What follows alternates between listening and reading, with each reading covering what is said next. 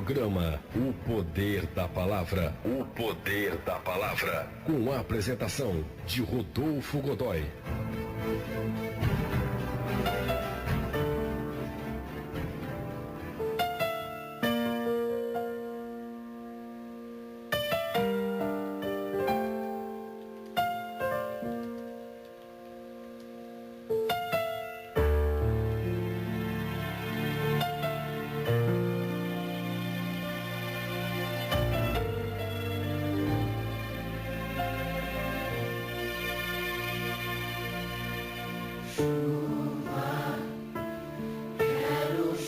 E o texto que nós vamos ler está em Gênesis capítulo 2, versos 24.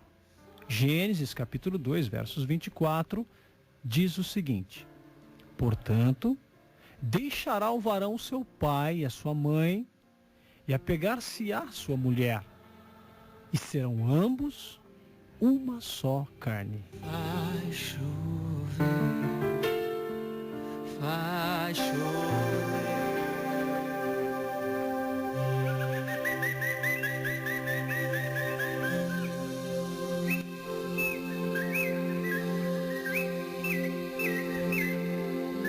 Queridos irmãos, a Bíblia diz que o homem e mulher foram feitos à imagem e semelhança de Deus. Após Deus formar o homem, formou então a mulher. E essa foi a segunda grande decisão divina no tocante à existência da humanidade. Deus uniu o homem e a mulher, instituindo assim o casamento, não apenas para a perpetuação da raça humana, mas para a formação do casal e, consequentemente, de toda a família. Então, o casamento, ele é monogâmico. A palavra monogamia vem de dois vocábulos gregos, monos, que significa único, e gamos, que significa casamento, significando um único homem para uma única mulher. Desde o Gênesis, vemos a monogamia como um modelo de união arquitetado por Deus para o casamento e a formação da família. Porém, o primeiro registro da bigamia também está no livro dos Começos.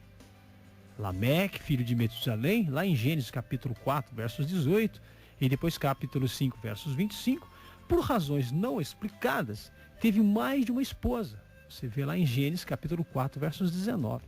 Tempos depois, Isaú, filho de Isaque, também, ali ele desobedeceu a Deus e casou-se com duas mulheres hetéias.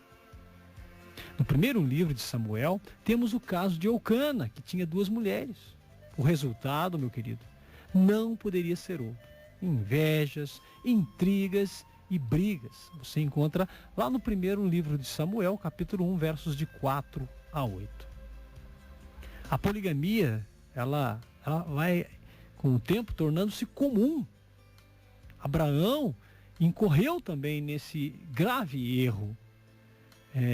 Por sugestão da sua mulher Sara, que porventura era estéril, o pai da fé uniu-se a Agar, que era serva da sua esposa.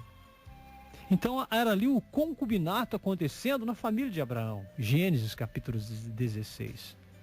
Vindo Ismael a nascer então como fruto daquela relação. Transtornos familiares, históricos e espirituais foram inevitáveis naquele clã. Isaac, considerado o filho da promessa, casou-se aos 40 anos com uma esposa escolhida por seu pai e preferiu viver um casamento monogâmico, honrando Rebeca, sua esposa, e principalmente honrando ao Senhor.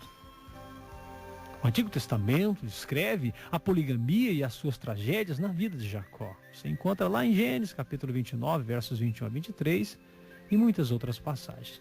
E também ali nos reis de Israel. 1 Reis, capítulo 11, versos de 4, depois versos 7 e 9. No Novo Testamento, A poligamia, ou seja, um casamento com mais de uma mulher, ou mais de um homem, é condenada por Jesus e pelo apóstolo Paulo. Certa feita, os fariseus aproximaram-se de Jesus e interrogaram-no se era lícito ao homem repudiar a sua mulher, por qualquer motivo. Mateus 19, versículo 3. Note que eles não perguntaram deixar as suas mulheres. A resposta do Senhor remonta às origens do casamento da própria criação. Jesus, meu querido, refere-se apenas a uma esposa.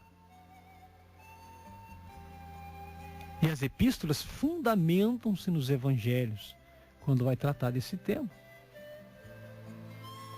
Uma esposa e um marido. Não há nada tão claro quanto a monogamia nos ensinos do apóstolo Paulo. Aos Coríntios, por exemplo, ele ensinou que cada um deve ter a sua própria mulher e esta o seu próprio marido. 1 Coríntios, capítulo 7, versos de 1 a 2. Numa prevenção clara contra a prostituição. Depois a harmonia conjugal. Na mesma epístola aos Efésios, Paulo ensina a submissão da esposa ao marido.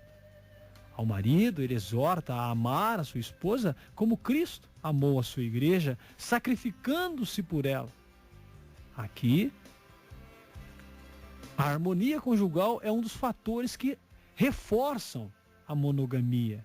E ambas são valorizadas conforme o plano original de Deus para o casamento. E esse casamento entre um homem e uma mulher. Para os líderes da igreja, por exemplo, aqui nós vamos falar de liderança da igreja primitiva. O que Paulo vai dizer?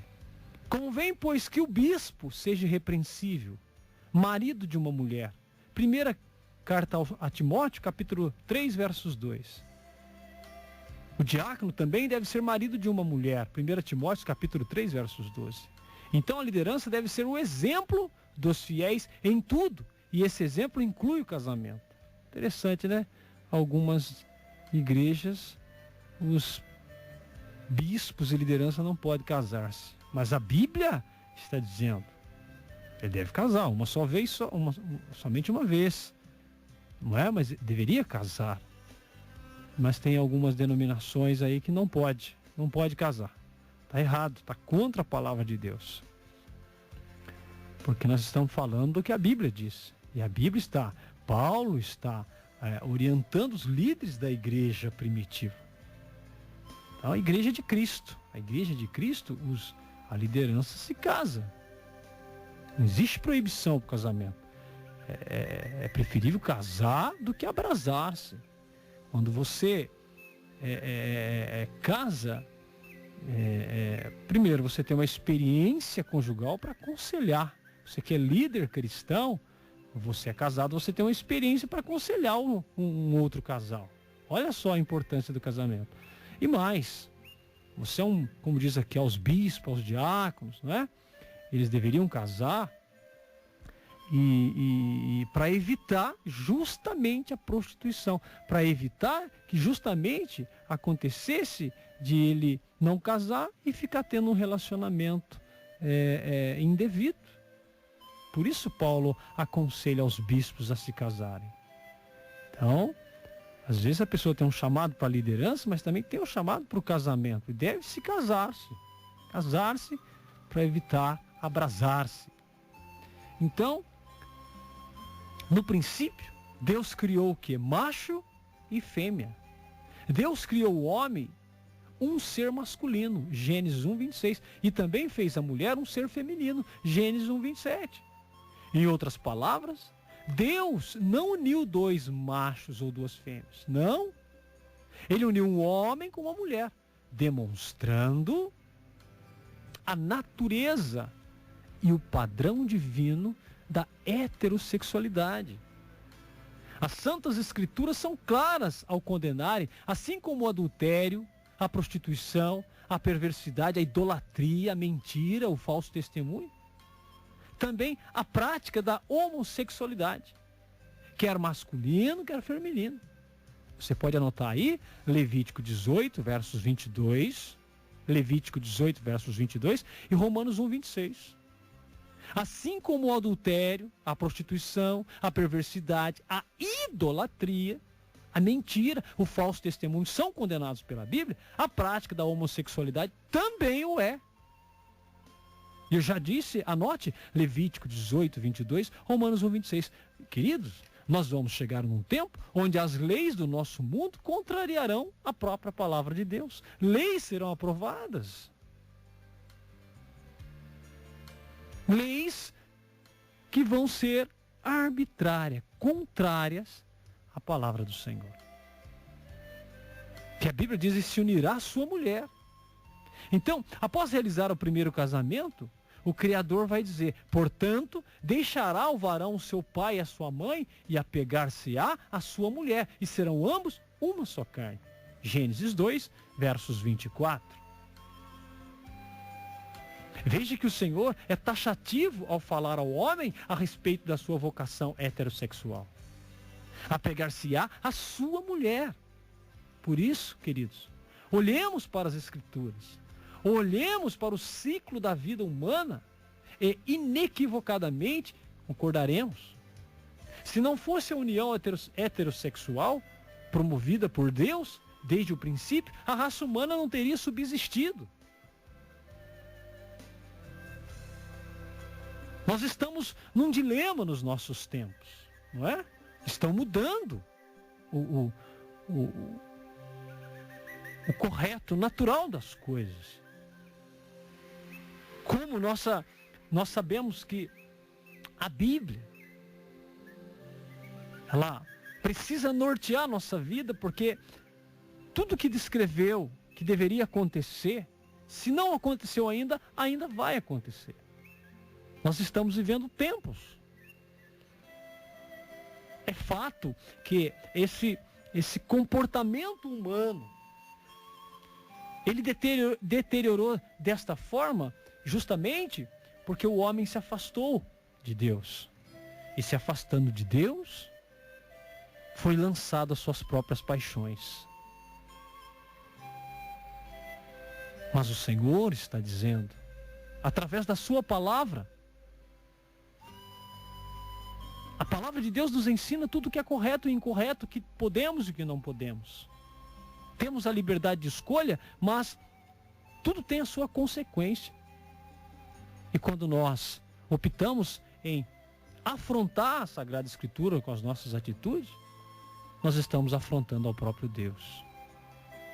Então o casamento, ele é indissolúvel. Ele não pode se desmanchar. Por isso diz uma só carne. A fim de proporcionar uma vida conjugal abundante, Deus planejou uma união histórica, indissolúvel e permanente. Gênesis 2, 24. O matrimônio entre o homem e mulher seria para sempre.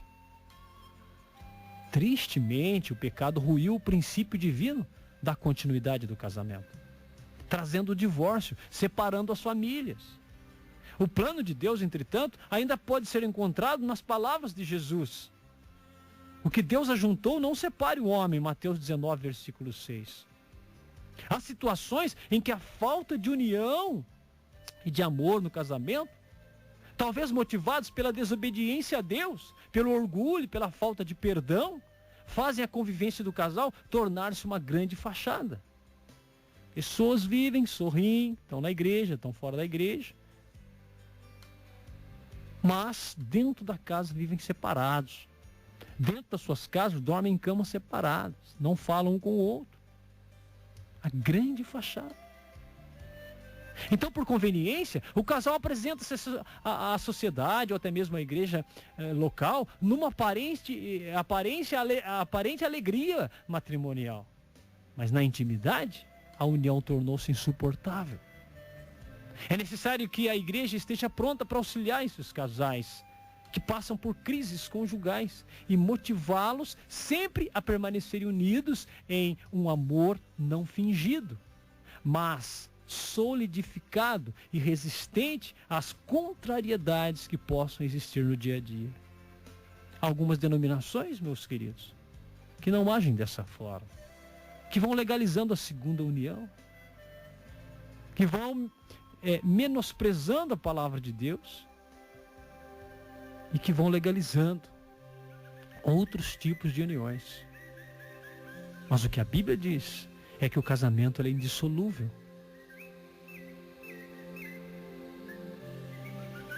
O casamento é heterossexual. É uma união heterossexual. O casamento heterossexual nunca foi tão atacado como no nosso tempo.